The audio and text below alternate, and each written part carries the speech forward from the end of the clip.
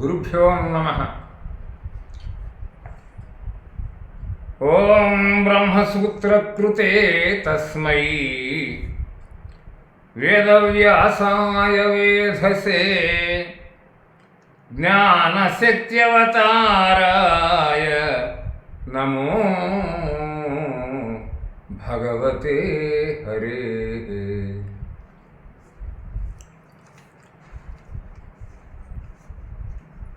భగవత్స్వరూపులైన ఆత్మబంధువులందరికీ నా హృదయపూర్వక నమస్సమాంజలుడు. శ్రీ కృష్ణ భగవానుని మంగళాశీస్సులు. సుకృత శ్రీ పద్య సౌరభాలు.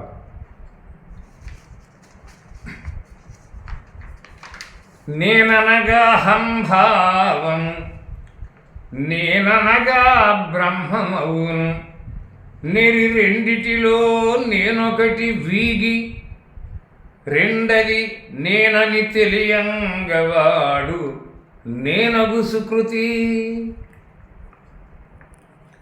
సృష్టిస్థితిలయ సాక్షిభూత నిర్లిప్త మాత్ర సుకృతాత్మ విను.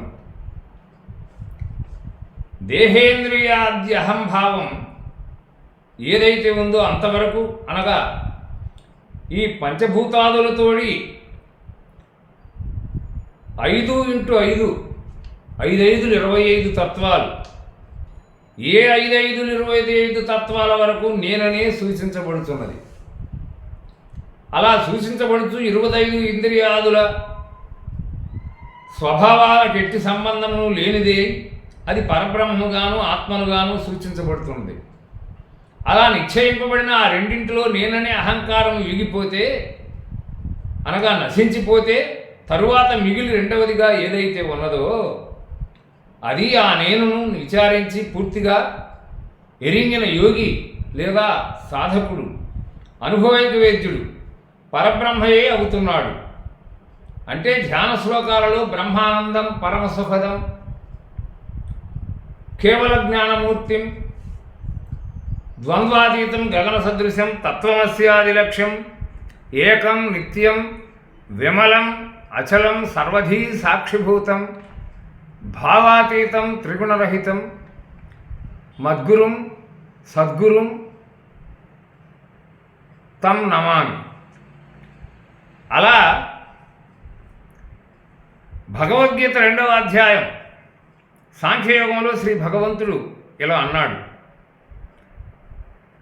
జీవేశ్వర తత్వాన్ని 12వ శ్లోకం నుండి 30వ శ్లోకం వరకు సంపూర్ణంగా వందే కృష్ణం జగద్గురుం అని శ్రీకృష్ణుడు అర్జునుడికి అనుగ్రహించి బోధించాడు. చదవండి భగవద్గీత, జన్మలు కడతీర్చుకోండి.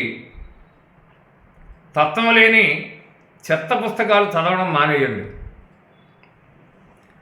నేనాద్యంతరహితుడను ఆనందో బ్రహ్మయనగా ఆత్మజ్ఞుండన్, నేనింద్రియ దేహాదులు కానని కనుగొన్నవాడు జ్ఞానిర సుకృతి.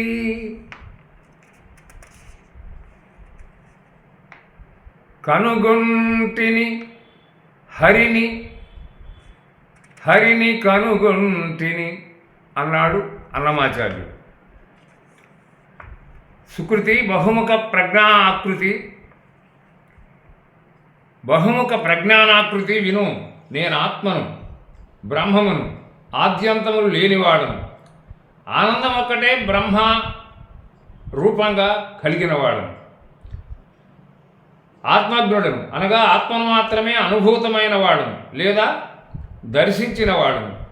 నేను అక్షరుడనైన పురుషుడనే గాని నశించిపోయే దేహాదీంద్రియములు ఎన్నటికీ కాను అని క్షరాక్షరాతీత పురుష శ్రేష్ఠుడనని, తన ఆత్మను గురించి తెలుసుకున్నవాడు ఎవడో అట్టివాడు ఆ పురుషుడు మాత్రమే జ్ఞాని అని భూమి ఆకాశముల మధ్య చెప్పబడుతున్నాడు. అనగా బ్రహ్మదండమైన ఆజ్ఞాచక్ర సుషుమ్న జ్ఞాన బ్రహ్మ విద్యను ఎరిగినవాడు. రేపో మాపో ఎల్లుండు ఆపైనాడు గతమగు ఆయువటంచున్ ఓపిన దయదాల్చరు గద పాపాత్ములకేది నీతి భద్రత సుకృతి. సుకృతి నిత్యానిత్య వస్తు వివేకాకృతి విను. అనిత్యాని శరీరాణి విభవో నైవ శాశ్వతః. నిత్యం సన్నిహితో మృత్యు కర్తవ్యం ధర్మసంగ్రహ అని పెద్దలు వేదం చెప్పింది. కావున ఈ శరీరము ఏ ప్రొద్దు ఏ మాపు ఏ వేళ ఆయువు తీరి రాలిపోతుందో పండుటాకు రీతి ఎవ్వరికీ తెలియదు. అందువలన నన్ను గురించి నాకే సరి అయిన అవగాహన అనగా నేనెవరు, ఈ శరీరం ఎలా ధరించదని, దీనివల్ల నాకు ఉపయోగమేమి, నా వలన ఎవరికి ఉపయోగమవుతున్నది, ఇట్టి విచారణ చేయుటకై ఓపిన కొలది ఎందుకు ఆలోచించరు, ఎందుకు ప్రయత్నం చేయరు, ఎందుకై ప్రశ్నించుకోరు అంటే ఈ జన్మలో ఇట్టి విచారణకు క్షణం తీరుబడి లేకుండా కర్మలలో మునిగిపోతున్నారన్నమాట. పూర్వజన్మలలో చేసి కూడబెట్టిన పాపం ఇప్పుడు వెంటబడి ఇలా పీడించుతున్నదన్నది సత్యమే. అందుకే అవశ్యం అనుభోక్తవ్యం పూర్వకర్మ శుభాశుభం అన్నారు. అనగా పూర్వజన్మలో చేసిన కర్మ పుణ్యమో పాపమో అది ఎవరికైనా అనుభవింపక తప్పదు తీరదు అని. కావున పాపాత్ములమని తమ్ము తాము నిందించుకోకుండా, న్యాయము భద్రత లేదని బాధపడకుండా, మనసా వాచా కర్మణ మేల్కొనుచు ఇప్పుడే నిన్ను నీవే ఉద్ధరించుకున్నట్టుకై తప్పక శక్తి కొలది లోపము లేక ప్రయత్నింపవలసి ఉన్నది. ఇదే సత్యం. నేనే సృష్టి స్థితి లయములు, నేనే సృష్టి స్థితి లయములేనే సర్వార్థ ధర్మము, ఏ సంస్కృతియుం నేనే రక్షణ శిక్షణ, ఏనే కారకుడ సర్వమెన్నగ సుకృతి. సుకృతి విను. నేనే సృష్టి స్థితి లయ లేనే సర్వార్థ ధర్మమే సంస్కృతియం, నేనే రక్షణ శిక్షణ లేనే కారకుడ సర్వమెన్నగ సుకృతి. విను.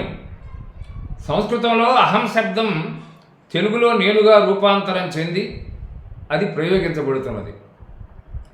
ఆ నేనే ఋగ్వేదం ద్వారా అహం బ్రహ్మాస్మి అని మహావాక్యంగా చెప్పబడుతున్నది. అనగా నేను బ్రహ్మమునై ఉన్నాను. ఆత్మరూపమే నేనుగా సృష్టిగా స్థితిగా లయంగా బ్రహ్మ విష్ణు మహేశ్వరులుగా త్రిగుణమాయగా ప్రకృతిగా ఆ నేనే సర్వ ప్రయోజనమును సమకూర్చు శాశ్వత సనాతన ధర్మ స్వరూపంగా సంస్కృతిపర ఆచారములుగా ఆ ఆత్మయే సర్వరక్షణగా శిక్షణగా సర్వకారణకారకుడుగా కారణాతీతుడుగా అది ప్రకాశించచ్చు ఎన్నబడుతున్నది. వాదముల శుద్ధవాదం పాదములను రామధర్మ పాదము నేనే, వేదముల సామవేదం నాదములను నేనే, ప్రణవనాదము సుకృతి. సుకృతి విను. వాదములలో పరిపూర్ణ పరబ్రహ్మమును గూర్చి శుద్ధమైన వాదమును నేనుగానే గుర్తెరింగి తెలియం. ఆది శంకరాచార్యులు మండల మిశ్రునితో చేసిన వాదంలాగానే పాదములలో శ్రీరామచంద్రుని ధర్మపాదంతో కూడిన మార్గమును, ధర్మరాజు అనగా యుధిష్ఠిరుని ధర్మ పరిపాలన మార్గమును నేనుగా ఎరుంగుము. చతుర్వేదాలలో సంగీతమును శాంతిని ప్రసాదించే సామవేదమును నేనుగా గ్రహించుము. నాదములలో ఓంకార హృదయ శుద్ధ ధ్వని నేనుగానే తెలియము.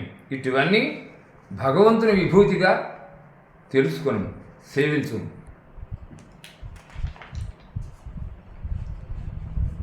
నేననగ మేను కానని మానుగ తలపులను విడచి మానస శుచితం స్వానుభవాత్మకు తగునెడ ఆనందో బ్రహ్మయనగా అలరును సుకృతి.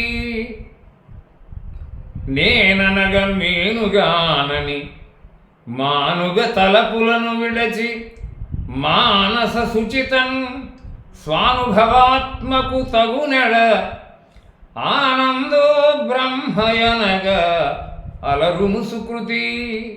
సుకృతి కేవల బ్రహ్మానంద రసాకృతి. విను, నేననగా పరబ్రహ్మమే కాని నశ్వరమైన ఈ స్థూలముగు దేహం కాదని బహుముఖంగా మనస్సు చేసే సంకల్పములన్నింటినీ విడనాడి మానస సరోవరాన్ని పాపరహితం చేసి ఆత్మతో ఏకంగా విలీనం కాగలిగిన సాధకుడు ఈ బ్రహ్మానంద రసానుభూతుడై జీవన్ముక్తుడిగా శక్తివంత కాంతి వలయుడై సర్వదా సర్వే ప్రకాశించుతూ ఉన్నాడు.